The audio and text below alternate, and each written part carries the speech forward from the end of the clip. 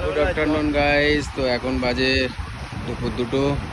আর দেখো, অ্যাকচুয়ালি রবিবার দিন ঝড় আসার কথা, তার জন্য নদীর মধ্যে কাউকে নামতে দিচ্ছে না, তাই এতটা ভিড় নেই। আর ওল্ড দীঘাতে এমনি বেশি ভিড় হয় না।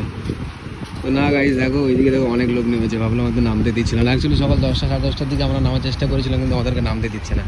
তো গাইজ, আমাদের হচ্ছে টোটাল টিম। এই দেখো, কিছু লোক সামনে যাচ্ছে, এই কিছু লোক যাচ্ছে, এদিকে যাচ্ছে, ক্যামেরা যাচ্ছে, আর দিকে কিছু লোক রয়েছে।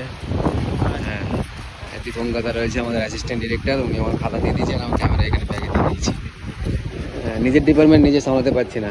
আর দেখো গাইস, তোমাদের কিছু আবারও একটা কথা বলবো, দেখো এখানকার যে অসম অসম স্কাই ভিউ, সত্যি অসাধারণ।